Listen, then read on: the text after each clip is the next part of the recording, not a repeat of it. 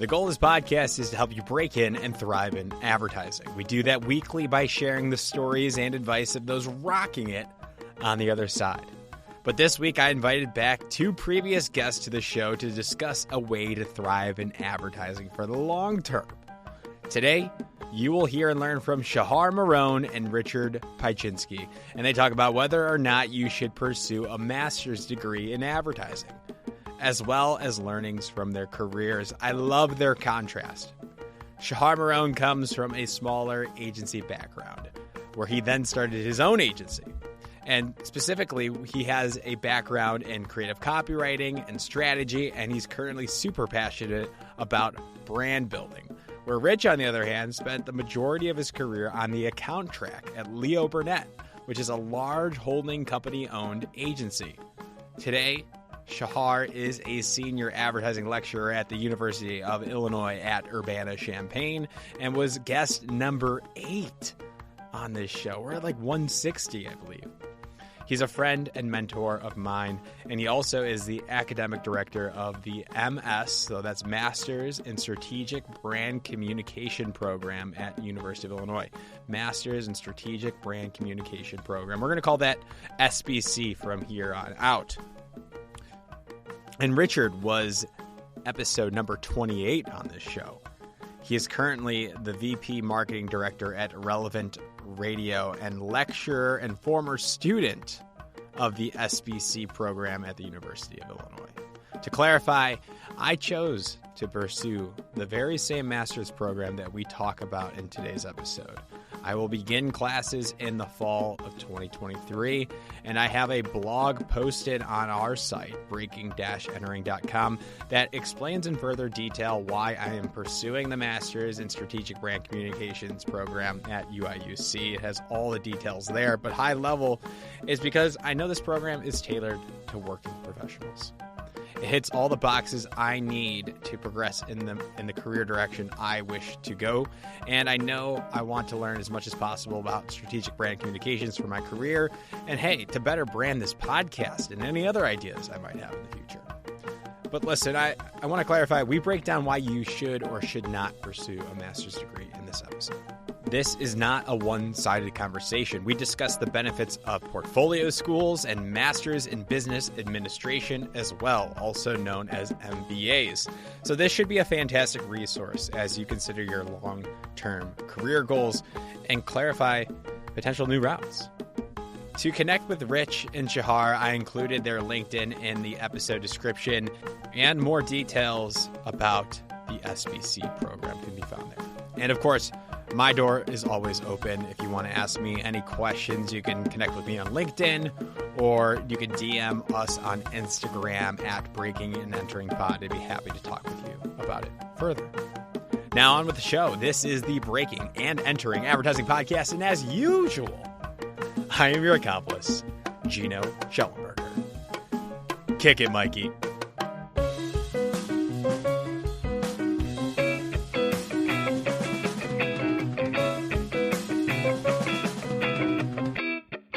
All right, Shachar Meron and Rich Pieczynski, welcome to the Breaking and Entering Advertising Podcast. How are you both doing today? Doing great, Gino. How you doing? Good. Thanks for coming on. Rich, how are you doing? Terrific. Thanks for having us on. I'm excited to talk with you both again because you both have been on the show before. We talked about your individual careers. Maybe, I don't know, Shachar, you might have been like the first 20 episodes, correct? Single digits, I think. Any big updates since we last spoke? In the past 3 years? Yeah. We had this pandemic going for a while. Don't know if you heard about that. I think we started, that last combo we had was probably right in the start of it. Yeah, I think I recorded that out of my closet in my bedroom. Yeah, crazy times. How about you, Rich? What's been going on with you? Went from having a 27-year career with Leo Burnett to doing B&B and found I didn't love that, to now finding myself in a new role as a part-time lecturer and full-time on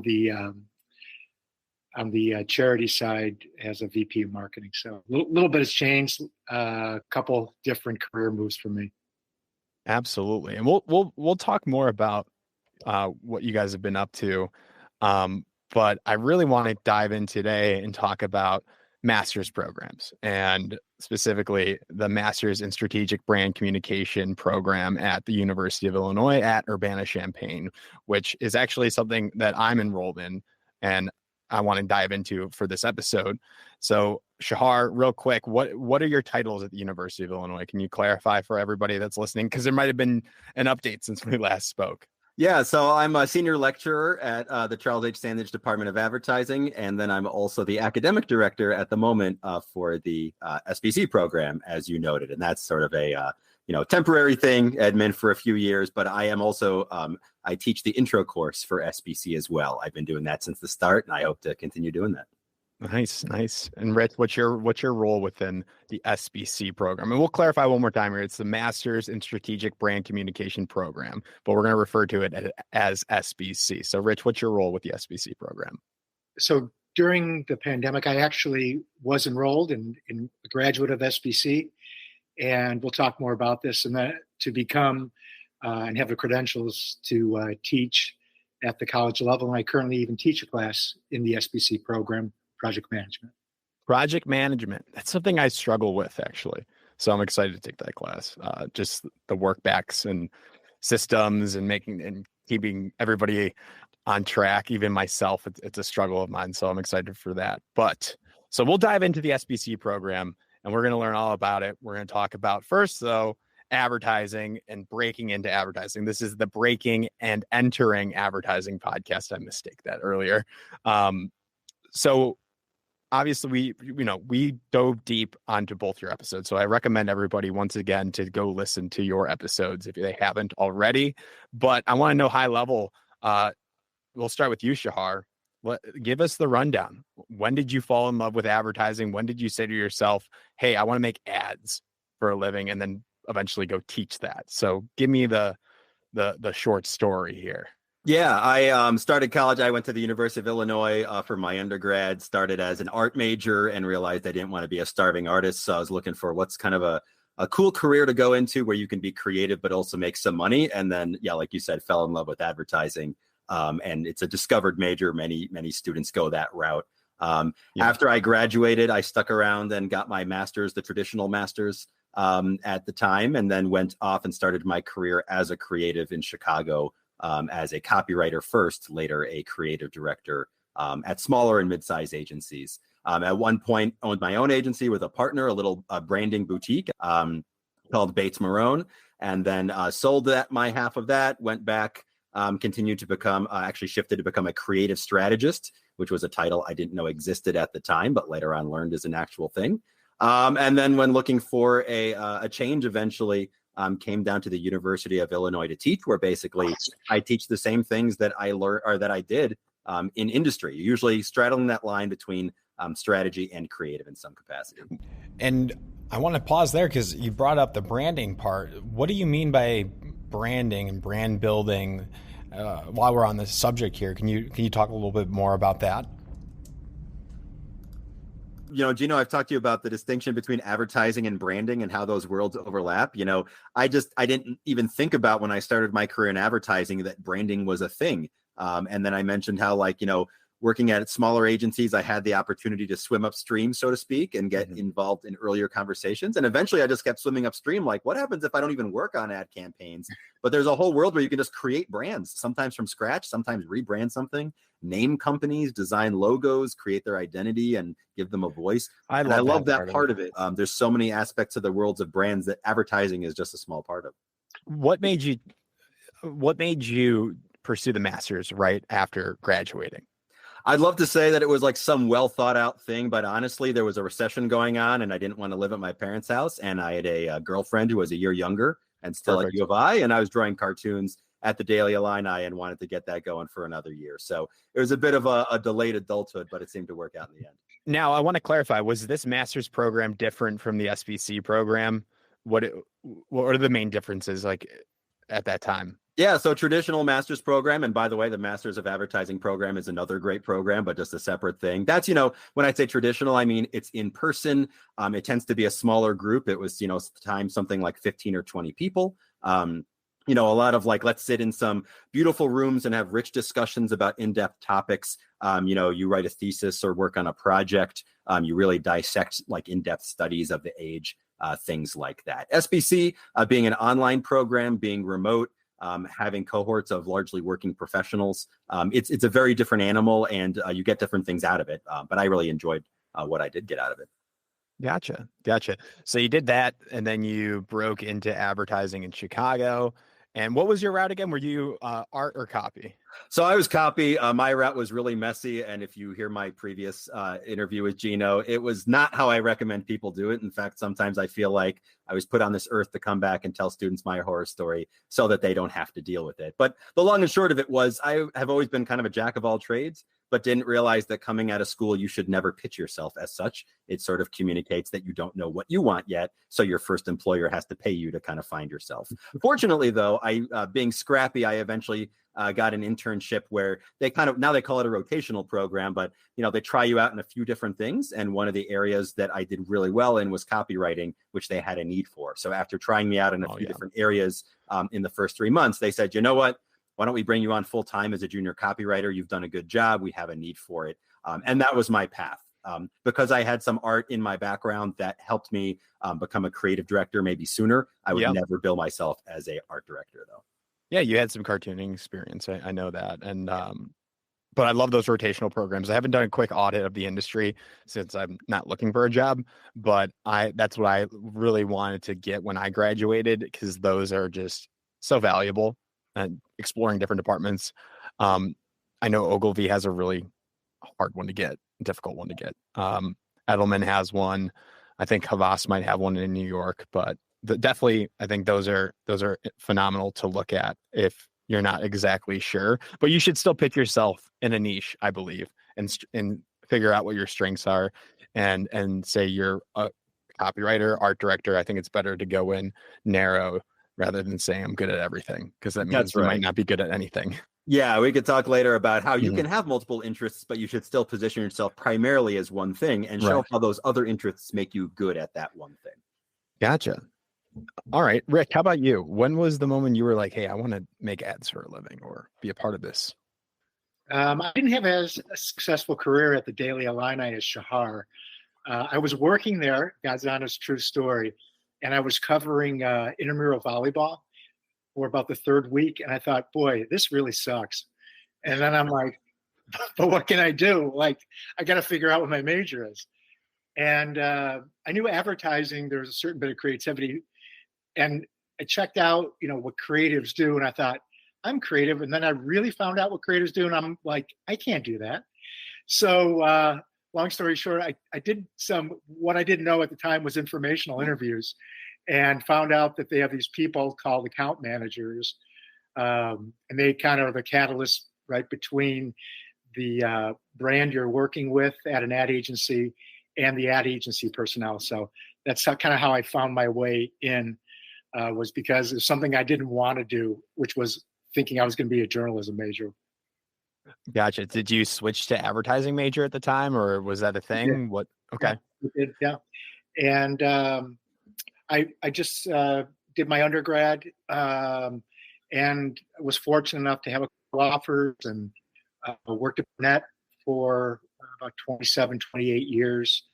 But did come and go from Burnett. I worked at Burnett, left, went to Weiner for a short bit, came back through kind of a back door.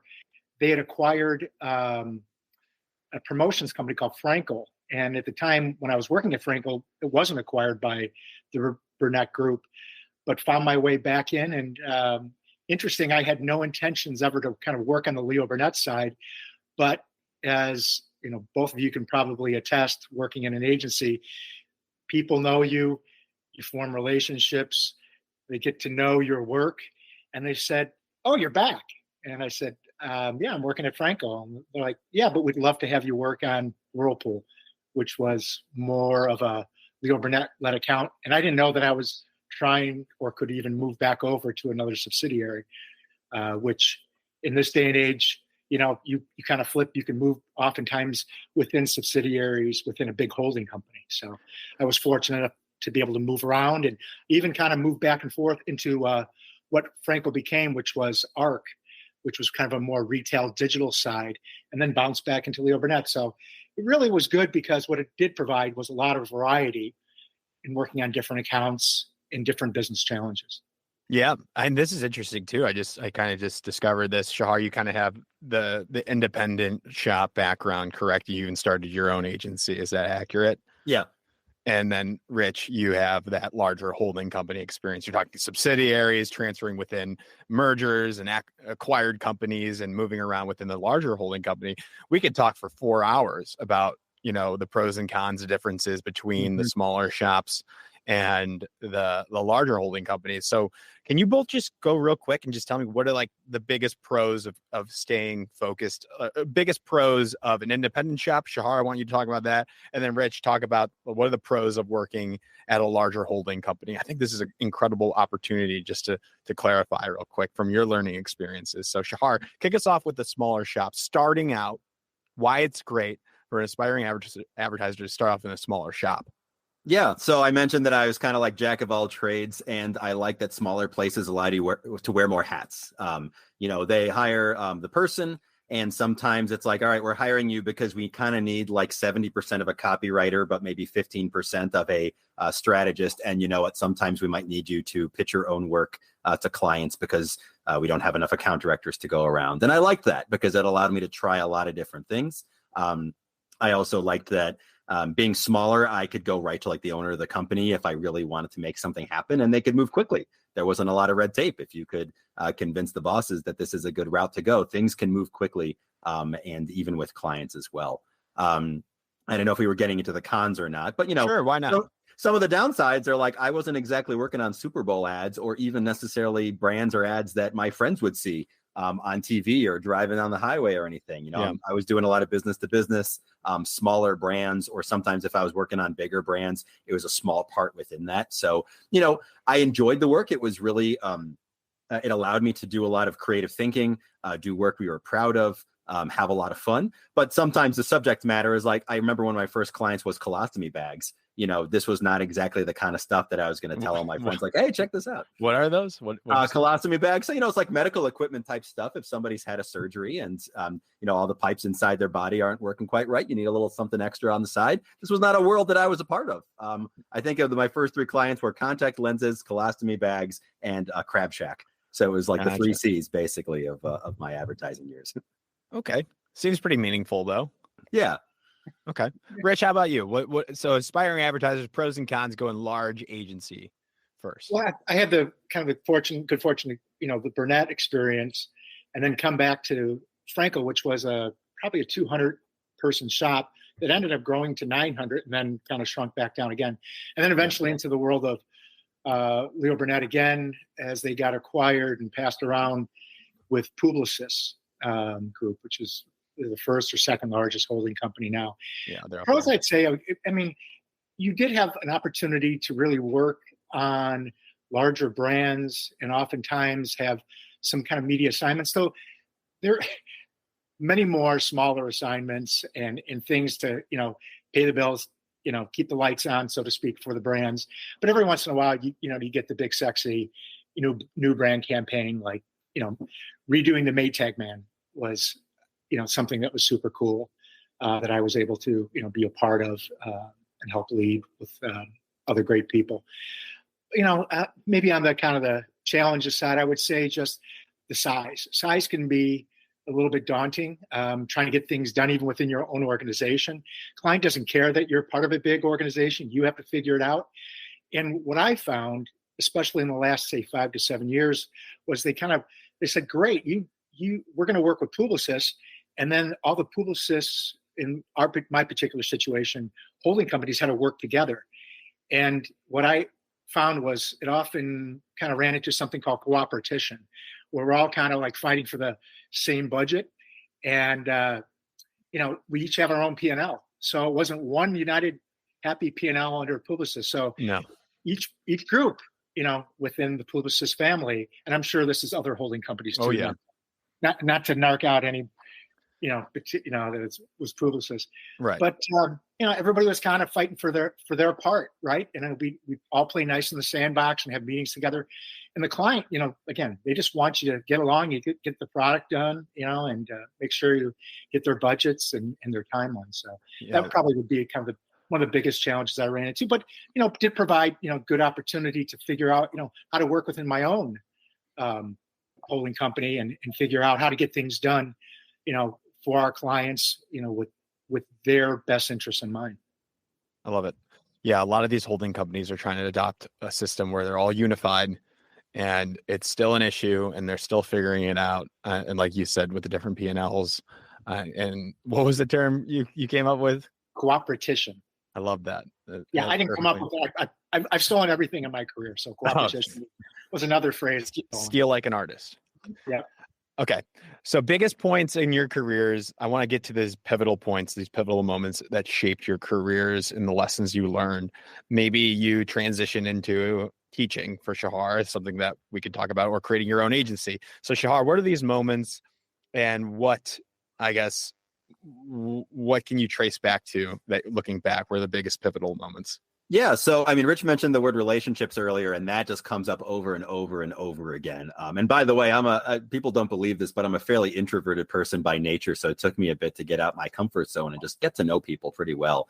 They circle back in your life and create opportunities. So for example, first couple agencies I worked at as a copywriter, I had an art director partner. We worked great together, even hopped agencies together at one point, and did freelance work on the side, which I didn't really think about was a thing, but tons of creatives and even others have freelance work on the side, little projects you pick up for small businesses or, subdivisions of things, whatever. As long as it doesn't interfere with your day job, it's sort of understood that it happens. Well, me and my partner, my creative partner, Becca, did some freelance work together that started to snowball into something substantial. And eventually we had to make the decision of, do we want to turn this into a real thing or not? And ultimately we did launch our own agency after a couple of years of snowballing freelance. And then even after, we did that for 5 years and it was fantastic. And when I decided to move on, it wasn't because I didn't love the work. It was because I found that my job became much more account management, project management, being HR, things like that, when what I wanted to do was creative and strategy. So I kind of did this back and forth throughout my career I always have a side thing going, the side thing balloons into something, too big. And then I have to determine if I want to pursue that or kind of circle back to my old thing. And I've done that back and forth. But another one of those pivotal moments then was I had kept in touch with some old professors from the U of I. And when I was about 12 years into my agency career, I was looking for a change. I had young children at home and I was looking for a better work-life balance. And just by happenstance, old professors I talked to said, hey, you know what, we're hiring here for a lecturer position. It's not research-based. You don't need a PhD. You do need a master's, but you happen to have that because you stuck around U of I for an extra year.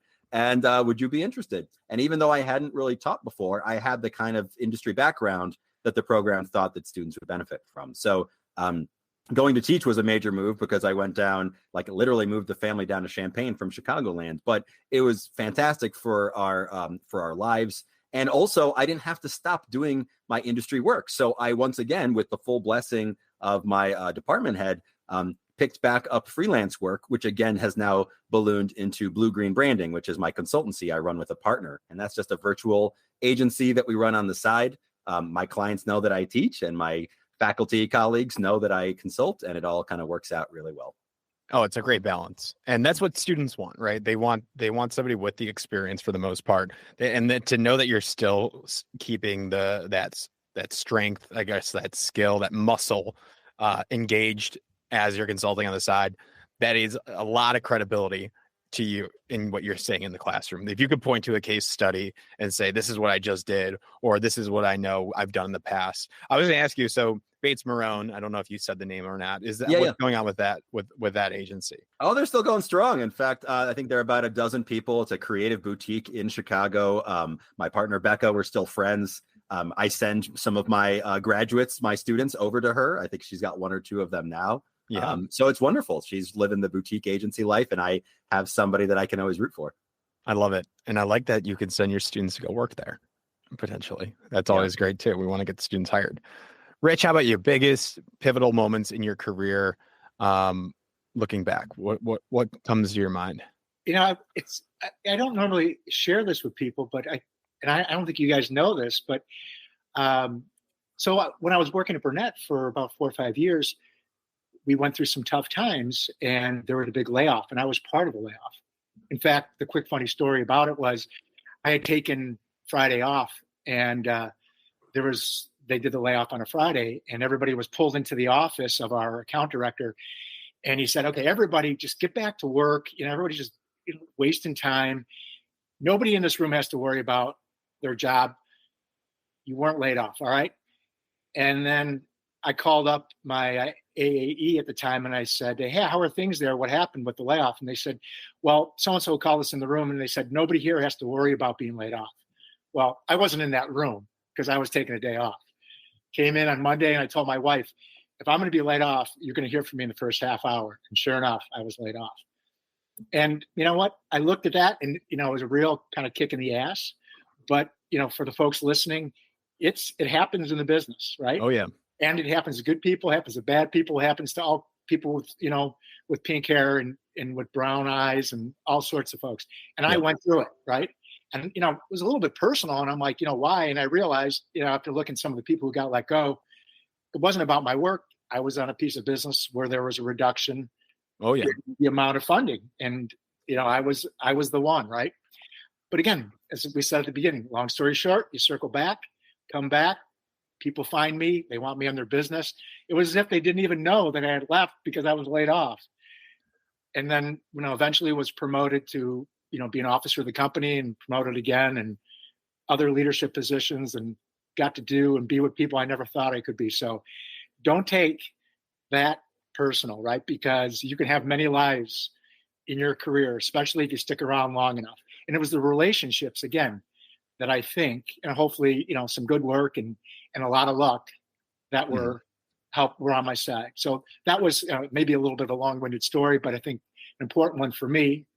And then just kind of realizing, because I always kind of was close to the university and wanted to give back, honestly, through mentoring and coaching and guest lecturing. And I kind of liked it. It was kind of fun. And long story short, I wanted to teach, but didn't know how to, and eventually found my way backdoor into Loyola, being able to teach without my master's, but realizing I needed to get my master's.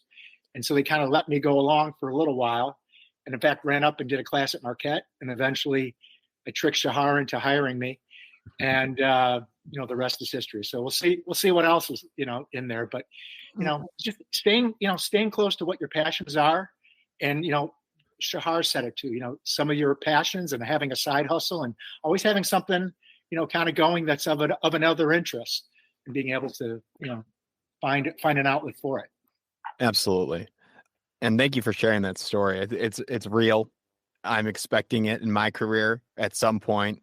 And I think whether that's cynical or not, I think it's just something in this business, especially with hard economic times, if budgets are cut at a large agency, small agency, sometimes it's out of your control. So just being prepared. For me, it's creating content and, pursuing a master's degree, which we can talk about, and why I'm pursuing the SBC. But also I wanted to ask you, Rich, so what made you, where were you at in your career when you said, I want to teach? And then what made you choose the SBC program? I think, again, staying always connected to the university, and that always was kind of a little bit of a lifeline, passion project for me. And so that was your entire career. You've always been going back. You've been staying in touch with whoever the department head at the time was. Your son, I know, also graduated from the University of Illinois. I was the guy who said, "Hey, there's students coming in. I want to make sure that we do an agency presentation for them." I was the guy that said, "Hey, we want to go on campus. Can I be the guy, to help organize the group down there?" I was, the person who said, "Hey, I would like to do, Senior Saturday and be, a speaker there." So staying, connected in that way to the University of Illinois, and, great people down there, and my way, again, to give back to a lot of, good people. And then seeing students, seeing faces like mine. I was the first to go off to college, son of a truck driver, mom raised with my dad's 6 kids, so I felt, that something was looking out for me. And this was, again, an opportunity to kind of give back. So staying close to that. And then, just realizing like, what do I need, to be better? I'm kind of having the practical experience with a variety of accounts and, Oh yeah. and different things to do, retail, television, video production, the early days of digital.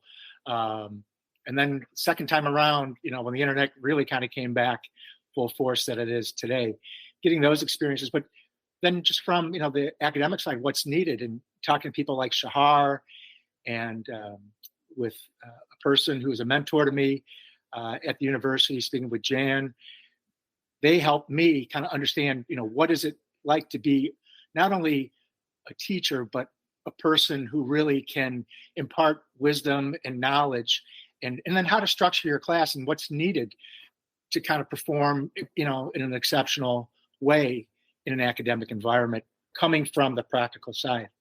And there was a lot to learn, believe you me. I was like, man, the first class, just, I wouldn't say a train wreck, but kind of had to find my way through. And luckily it was at Loyola, not at the University of Illinois. Yeah. I love that. Because the last time we talked, I think you were doing some like adjunct work at Loyola, if I recall correctly. So you realized you needed a master's degree to do this more full-time or more, professionally. Why did you choose the SBC program? I mean, there's plenty of, because a lot of these schools also, you could probably just get any master's degree as long as it's accredited by an entity of some sort that's official. So you probably could have done like a master's in management for probably a lot less money, maybe a little bit easier. I'm not sure. Maybe something philosophy. I'm not sure how the University of Illinois hires, but in general, what made you choose the SBC? I did look around, a bit, and without talking about other programs, I really found that the university program at Illinois with the SBC kind of filled in the gaps. And when you kind of looked at kind of the balance of, the time, the cost, and most importantly, who was going to be kind of teaching me, because not that I didn't feel like I could still learn. I very much understood I had a lot of growth there, but having the opportunity to learn from people within the College of Media, while at the same time, people from the Geese School of Business, man, I think that's a double header of success. Yeah. And one that other programs didn't, offer. And that, to me, it was like a slam dunk in terms of putting those three together, but especially those two parts from the academic side. I like that. And that's something that I want to get into. But before we talk even further about the Strategic Brand Communication Master's Program, I am curious, like, can you tell me, both of you guys, I guess, like, why choose a master's, like, for an aspiring advertiser? Like, in general, like, is it a right route to go? Who should pursue a master's degree if they want to break into advertising, or should they wait 10 years? I know that you guys wanted to break into academia and teach, which you require a master's, but let's step aside from that perspective. Masters in general, Shachar, maybe you can lead us off. Why should somebody pursue a master's degree in this field? Yeah. And we've talked about how there's why should you and why shouldn't you? There's some bad reasons for sure. The answer I always give people, I have students come to me all the time saying, should I get a master's? Or sometimes they say, should I go to portfolio school? The answer is always, it depends.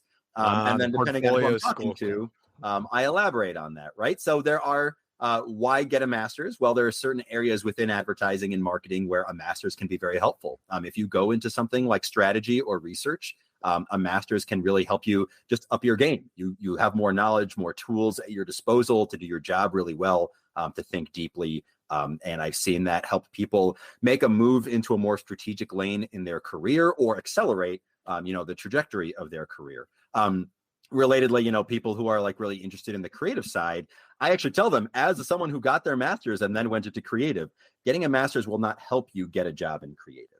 It will, however, raise your ceiling of how far you can go. So in my case, I started in creative, but then started to do what's known as swimming upstream, which is getting invited to the earlier and earlier meetings where instead of like, here's a brief, now come up with stuff with your team, it's, hey, we want you in that meeting, a month earlier where we're still trying to figure out what's this brand supposed to focus on, and which audience should we really go after, things like that. I enjoyed being invited to those rooms earlier on. Getting a master's was the kind of thing that really helped me do that. Not the piece of paper, but the things that I learned in there. Things on the account side. That's where sometimes people go MBA. Sometimes people don't do any advanced education. And sometimes people do a master's like SBC. That's, again, it depends situation. A lot of times it's the relationships you meet. There's certain topics that can really help you as an account director, like Rich's class, for example. Managing projects and teams is huge. I need that really bad. Yeah, and he's evolved that, by the way. He's really humble, but he's really evolved that into something that people really want, making sure that managing teams part is like an equal partner to the managing projects part, the human side of it. So again, for account directors, that could be great. And, a lot of times people look at a program like this compared to an MBA type program, and those can be great too. A lot of the people that teach in our program have MBAs. The SBC is like a subset within that of like, hey, there's aspects of the MBA that I find really relevant, but other parts I don't think are as much for me, like maybe supply chain management or pricing strategy is not so much for me, but I want to get more into this. So a lot of times it's asking the kinds of questions of like, what sort of a path are you interested in? And then what's the kind of thing that can help you get there? A lot of times, by the way, a master's is not necessary at all. I am actually seeing that on the on the media and digital strategy side of things, sometimes academia is having trouble keeping up, and really knocking out a bunch of online certifications might be the best way to keep up with those in certain things, depending on what you want to do. So sometimes a master's is not the best route. Sometimes you can get that same education somewhere else. It's just a reminder that it's a combination of like the piece of paper that opens some doors, the things that you've learned, the people that you meet. It all kind of gets wrapped together.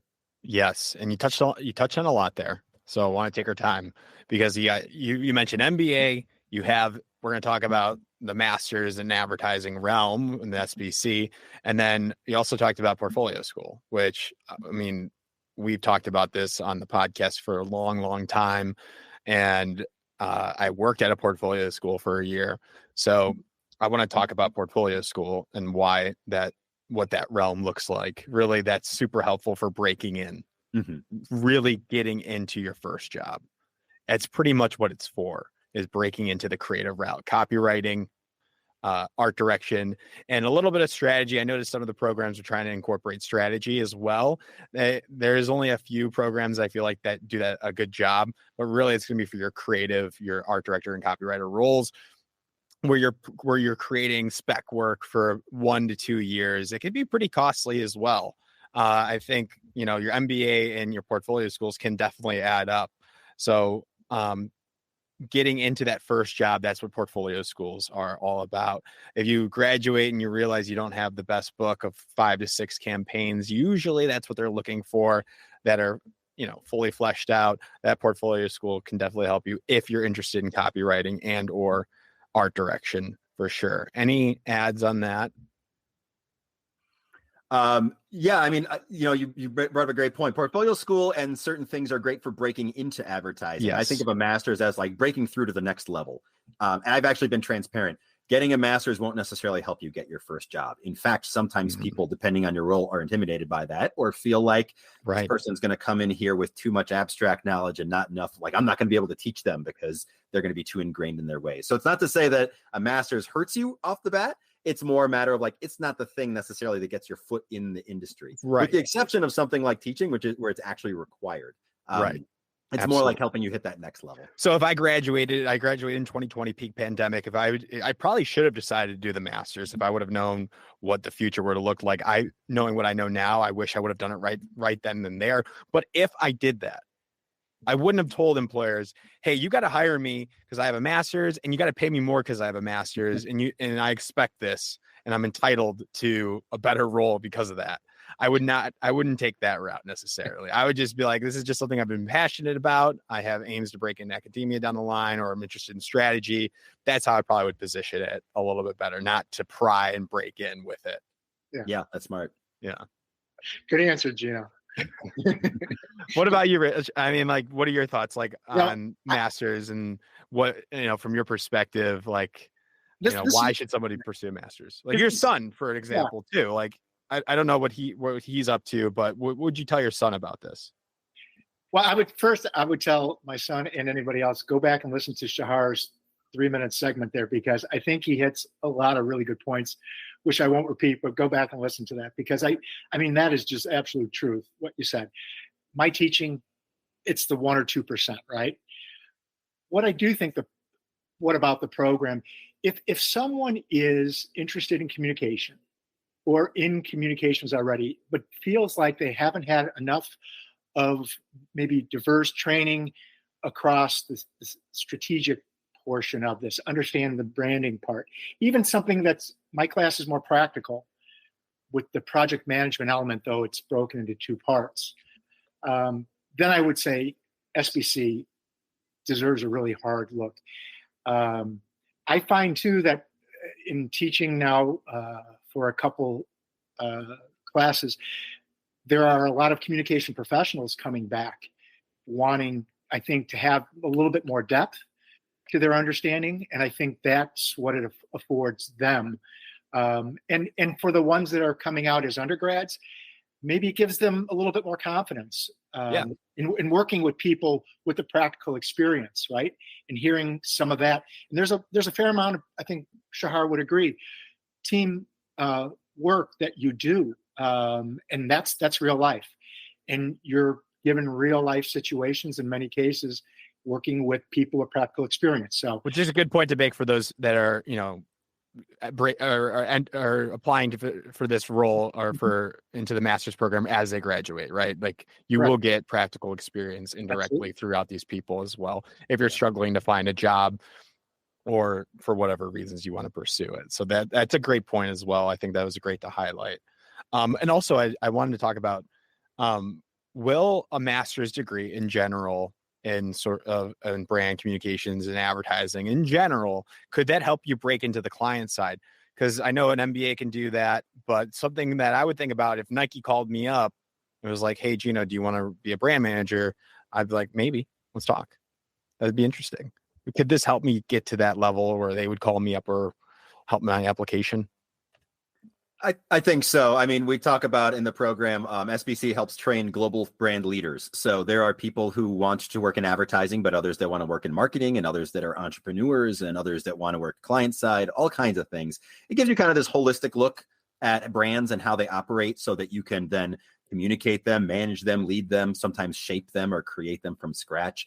And that's just a really nice skill set, because then once you're able to do things like that, and by the way, we've seen people do this when they're just a few classes in. You don't have to wait till you graduate to do this. Start to apply the things you've learned to be like, oh, I can now do this to get that startup off the ground that I've always wanted to do. Or I'm at a large organization. I can now be more entrepreneurial in my own role to kind of take, my brand, my P&L to the next level. You can do that in all kinds of ways.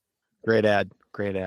I think now I want to get into the specifics, because we kind of talked high level. I know we dipped into the SBC program, but let's really dive deep on like what makes the SBC program different from any other master's in advertising or an MBA or a portfolio school.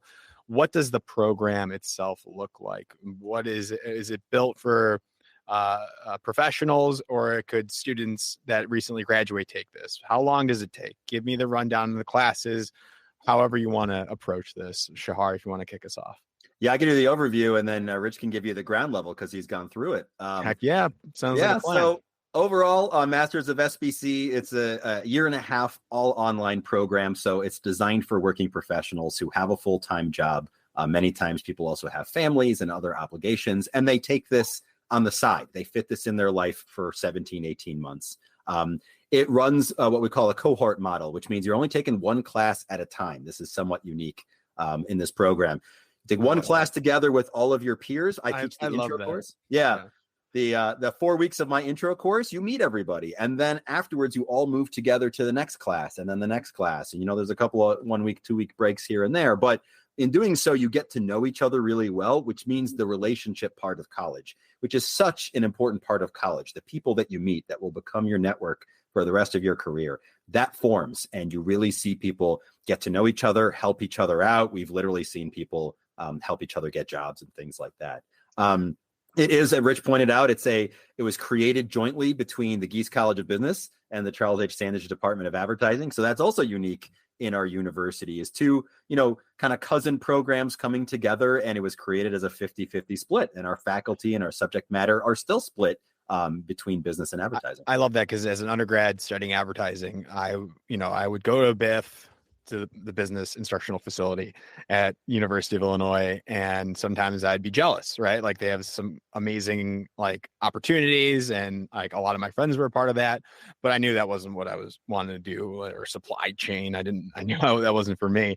But now I'm excited as I take this program, like to learn from some of those professors and tap into some of those resources as a graduate student. So that's a great ad as well. Yeah. And it's never that like one is better than the other. It's just that, to that IMBA or that MBA kind of question from earlier, there's a lot of stuff that's in an MBA that's also an SBC, but it was sort of like this program was designed, and I wasn't there at the time to kind of shape the program from the start, but it was designed of like, what are some elements that are not in an MBA that some of the people interested in brand management, et cetera, might be interested in. And then what are some that maybe we can let go of that feel like they're maybe more in depth in an area our students are not as interested in. So it was very custom created in that sort of a regard. And then, like I said, it's being all online, people can kind of largely set their own schedule. There's a lot of weekly deadlines. There are video lectures you can watch in your own time, and there's online engagement. There are times that are optional to attend where like once a week, everyone gets together for a Zoom and, faculty kind of guide them through things. It's a chance for people to meet each other, answer questions. There's group projects where you interact quite a bit with some of your fellow students to create things. So sometimes scheduling can be tricky, people that are like undergrad project management. Yeah, there you go. I mean, sometimes we've talked about project management should be like the second class. Let's try to get it up a little bit earlier because not a bad call. Yeah, as an instructor, group projects can sometimes be the bane of our existence when you've got, one person who says like, I can't do my part because I'm busy with life. And everyone's like, we're all busy with life. We got to figure this out together. Nobody's schedule is more important than somebody else's. Interesting. Yeah. But anyway, that's just a high level. Rich, I'm super interested to hear your experience having gone through it. Yeah. I mean, from again, Shachar as the director hits all the high points and again, speaks truth. From a student's perspective, I appreciate that I could step into the program. I was having to play catch up a bit. So at the end, they allowed me to kind of double up on classes, my last 3 classes. And I noticed there were a couple students when I became a lecturer that were doing double duty. So I appreciated the flexibility of the program. That's not the primary reason, but just someone coming in. And I had a bit of a sense of urgency. I don't have as much hair as you guys do. So I realized time was fleeting. And for me, I wanted to get it done. Right. And back to back, was a little bit, I wouldn't call it intense, but you got to be ready to contribute. And I love the last point you made, more from the lecture point of view, like everybody is busy with life. But I think the movement of the program and building in a little bit of weeks to pause, around the holidays was a good call. And, but it moves quickly. And that's good because you can apply what you're taking from the classes immediately, not only in your work life, but to these other classes. You're forming relationships. You're building your own teams within the cohort too. And that, I think, allows you to, feel more confident about your project work because you're kind of building your own little internal brand on top of, learning a lot of great new things or, brushing up in maybe some other areas if you're a professional, just wanting to feel a little bit stronger in some of the other classwork areas. So, the flexibility. I do think it leans a little bit more on the qualitative side of things, which I find that was appealing to me even in my advanced age. The quant part I can do. I like some, but it's the qual part that I think this program maybe is a little bit, 51, 49, sure, leaning toward, and having kind of rich discussions and looking at it maybe a little bit more from a macro perspective, though you'll have your fill of data and it's helpful and good and enriching.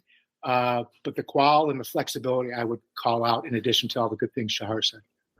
Nice. Love it. Yeah, I'm excited. And I think the cohort and the way that it's structured makes it so easy to, you sign up and it's pretty much plotted out for you, correct? Mm-hmm. Are there electives or how does that work? Like you can choose your own path as well a little bit, or is it all pretty much set in stone?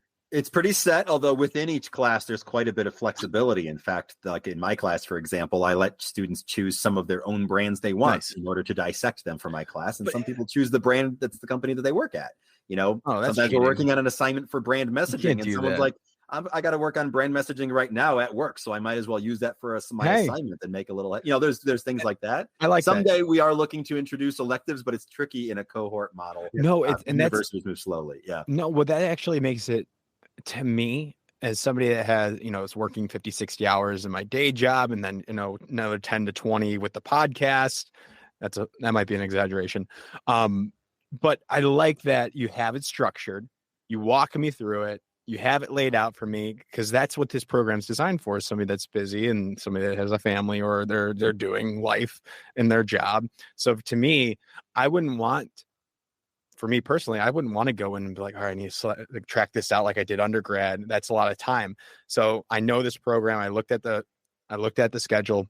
I see that it fits what I want, and I know that I'll learn a lot, and it's already set in stone. Like, for the most part, that to me is one of the most appealing parts of it as a upcoming student of it. Yeah, students have noted that they like to be able to focus on one thing at a time, since this is already one of many things in their lives. Yeah, absolutely. Now, if I can say too, I mean, the program is serious, right? You got to put in your time and you get great results, but life happens. I want a quick story. I mean, I remember during our cohort, especially towards the end of when we'd have our video chat each week with the professor, kids would come on, dogs would walk across the screen, life happens. And I think this program isn't too serious, right? It's serious, but it's not too serious. It's not like, let's have a heart attack if one thing goes wrong, or, sometimes, we had a little hiccup with some of the video, we work through, right? That happens, right? I mean, so I think you got to understand that, there are people, they have lives, and they're just like you in the program. And the people form really great relationships. I really appreciated that Shachar and his admin allowed me to come down for graduation and see the students and experience that part. I want to do that on campus, which is super cool. I didn't get to walk in people 2020. that you've been on Zoom with. Well, I didn't get to walk in 2020. And I mean, I had the opportunity to, like, the year or two later. I didn't do that. But I was talking with my parents. I'm like, we should all go down, like, if and when I do graduate from this program, and however many months. He said 15 to 18 months, right, Shachar? Yeah, 17 to 18 months. And it is amazing. I love graduation because you have so many people that have never met in person before, but it's like a reunion. It's like people are hugging and crying, people that they have worked with closely for a year and a half, and meeting for the first time in person. It's such a cool experience. I can't wait. And any excuse to get back down into Champaign, I'm excited for. I miss it. So yeah. Real quick, Gino, you asked about flexibility. One area that it is flexible is that not everybody goes through start to finish in 18 months. So, for example, Rich pointed out, we don't advertise this, but sometimes people join in after like a couple of classes have already been completed. So they start with like the third or fourth, and then they go through, and then they might catch those later on the tail end. Or sometimes people get certificates. They actually just take a couple of classes. You can string together 3 classes and get your own certificate out of the deal. And then if later on you want to get your master's, you can just roll those into credits and fill in the gaps. We've also seen people that will take it for a while and then stop. Like, they might be like, look, my mother is very ill. My work has gotten crazy busy. We just had a child, life events. People will take a break. They'll come back. They just have to get those classes the next time where they're available, which is usually that same time next year. So all kinds of people have completed this program in a lot of different ways. I love it. And I think we'll probably have some other discussions with people that have graduated from the program in addition to this conversation. So I'm looking forward to those. Yeah. Anything else we missed? I think, we talked about a lot of great things about you guys, about master's programs, MBAs, portfolios, schools, and we got down to the specifics of the SBC program. But is there anything else that I didn't ask that you guys want to shout out or bring up about the program, about yourselves? Rich, what do you got? I would just say that, again, I think about that last point, because, I had some moments where I was like, oh my gosh, it's not that I didn't want to finish the program or I couldn't do it. It's just a lot was happening. And, I leaned back into, the 2 administrators. I even talked to some of my fellow cohort people, and it kind of got me through, and I didn't stop. I got through. And I think, again, there is that network of people, not just from a professional, but a personal point of view too. And again, it was all online, and crazy that, that it happened virtually. but that's the nature. And you can know that I think there's other people that are like you going through things. They got your back. And you're there and they got your back. People starting up their own businesses, we know how important marketing and communication is, and also just having good business acumen. A couple of my cohort members were in that kind of classification, and a couple women in particular that we taught were starting up or had fledgling companies and were leaning into SBC. So entrepreneurs out there too, check it out, do your research on SBC. Oh, that's another reason why I'm drawn to it too, with the podcast, and then a couple other business ideas that my friend and I have filed an LLC for. So some fun stuff, and just the branding part of it is my favorite part, and even personal branding too, right? Like as simple as like those student or people out there that are looking to elevate their careers. I'm sure you'll get a lot of great lessons on how to brand yourself in this world, which is what I also enjoy as well. Yeah. And Gino, you're really good. We talked about this recently. You're lapping the field when it comes to what you're doing for personal branding. So I hope you do a podcast where, I don't know if you just interview yourself or what, but talk about personal branding. It is so important. Well, maybe I'll have you lead that conversation in the future. It's not a bad idea. Thank you so much. But I think that's all I got. And how can people really learn more about the program or more about you two individually or on a group call? What's the best route? Yeah. I mean, for us, check out our LinkedIn's or our previous podcast episodes for the SBC program. It's sbc.illinois.edu. There you go. Website's got it all. It even outlines all of the classes in order. It has little video intros by each of the professors. You can actually get a few sample lectures if you kind of sign up for more information. Our socials, we spotlight a lot of student testimonials. I see a lot of testimonials on here. I see. We kind of learned like alumni and students have so many great things to say. Let's not worry about creating like a clever ad campaign. Let's just highlight what they say. So, check those kinds of things out. That's probably the best way to learn about it. In fact, a number of our alumni have offered to speak with prospective students who just want to chat and learn more. So take us up on that if you're interested. Love it. Thank you so much. I appreciate you both coming on. I'm excited to take the program myself. And I hope people look into this. And I know as aspiring advertisers, somebody trying to thrive in advertising, like this was the perfect program for me to sign up for. So you will be seeing me in the fall, whether you like it or not. No extra credit. No extra credit. That's right. All right. Now I can't wait to see you in August. All right. I appreciate you both. Thank you so much. Thanks, Gino. Thank you for tuning in to Breaking and Entering. We want to be transparent with our valued listeners, so we'd like to disclose that this episode was made possible through a paid collaboration. The funds from this collaboration were used to produce this episode and contribute to the growth and enhancement of our show. At Breaking and Entering, we are committed to delivering high-quality content that informs, entertains, and engages our audience. We carefully select our partners to ensure that any sponsored or paid content aligns with the values and interests of our listeners. Rest assured that while this episode is a result of a paid collaboration, our opinions and creative control over the content remain independent and, of course, authentic. We prioritize providing valuable insights and experiences to our audience regardless of any paid partnerships. And we greatly appreciate the support of our sponsors and partners as they play a vital role in helping us bring content to your ears. If you have any questions about our partnerships or this disclosure, please do not hesitate to reach out to us at Geno, Geno, at breakenterpod.com. Thank you.